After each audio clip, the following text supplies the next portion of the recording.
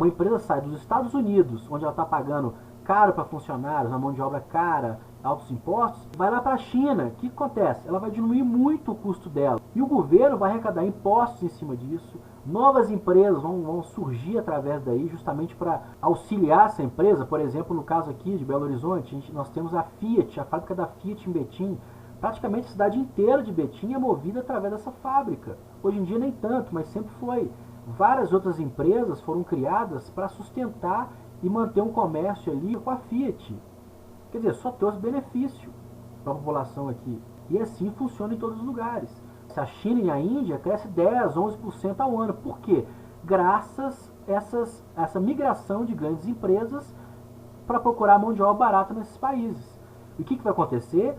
Cada vez mais a China ganha dinheiro, cada dia a China produz mais riqueza, cada vez mais os salários dos chineses vão aumentando, justamente por causa dessa concorrência, ou seja, o nível de riqueza aumentando, e daqui a um tempo a China, com esse crescimento, ela vai conseguir distribuir a riqueza entre ela, entre sua população, e vai chegar um momento que ela vai se tornar uma grande potência também econômica. O que essas empresas vão fazer novamente? Na busca do lucro, elas vão ter que partir para outros lugares. Beleza, elas vão começar a deixar a China, vão começar a deixar a Índia, que já o quê? Já produziu grandes riquezas, onde a mão de obra é muito especializada, onde a mão de obra já está ficando cara em relação a outras partes do mundo, as empresas vão sair de lá. Porém, a China, nesse momento, ela vai ter condições de andar mais com as próprias pernas. Ela já vai ter estrutura para conseguir suportar essa evasão de empresas. E para onde que vão essas empresas? Nesse momento, que eu estou prevendo daqui 20, 30 anos, elas vão para onde? Para a África. A África, o país, o continente mais miserável do mundo. A partir de agora, a África vai ter uma mão de obra barata. As empresas vão todas para lá. E o que vai acontecer com a África?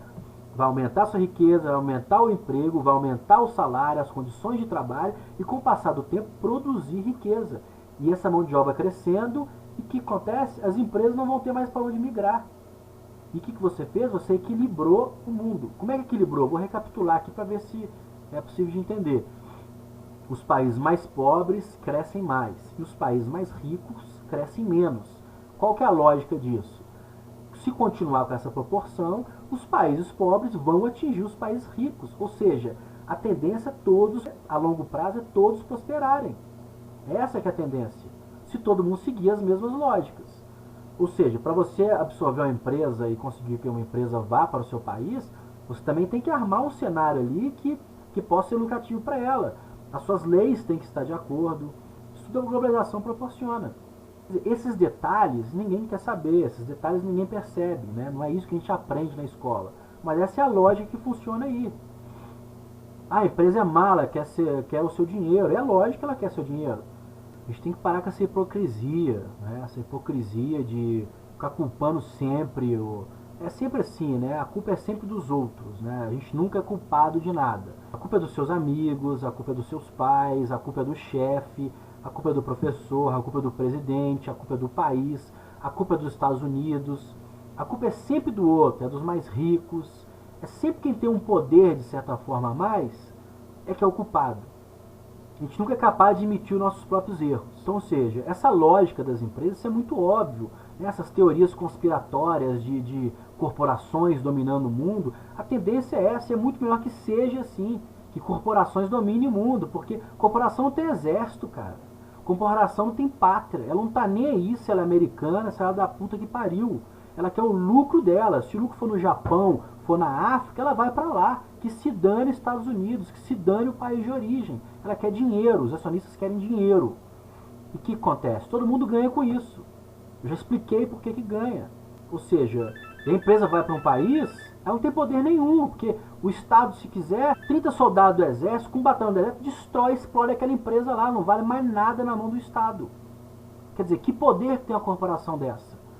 O Hugo Chávez está ali, o Evo Morales está ali. Chegou e falou, não, a Petrobras agora, o contrato, não vamos aceitar o contrato não.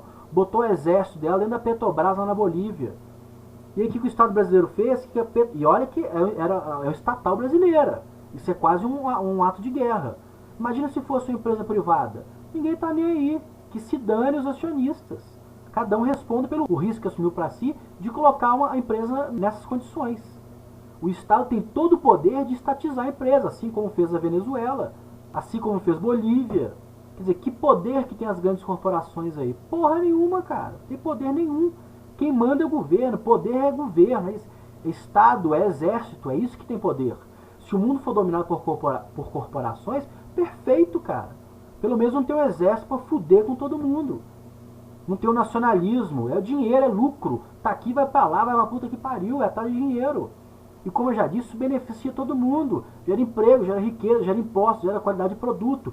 E quando o produto sai dos Estados Unidos, ou a empresa sai dos Estados Unidos, a Nike vai para a China, todo mundo ganha, porque além da China ganhar força de trabalho e produzir riqueza lá, e dar melhores condições de trabalho, apesar das condições ser ruins, elas são melhores do que acontece lá, porque as condições de trabalho não é a empresa que estabelece, não.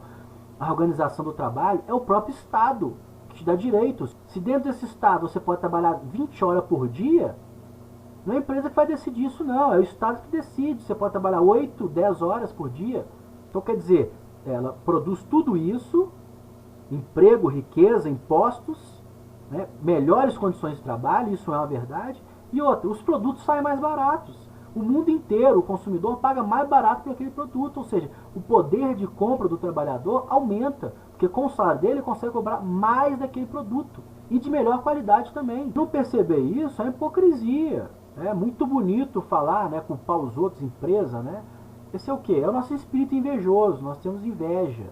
A gente sempre inveja quem tem mais que a gente. A luta de classe, o que gera conflito entre classes, é justamente isso.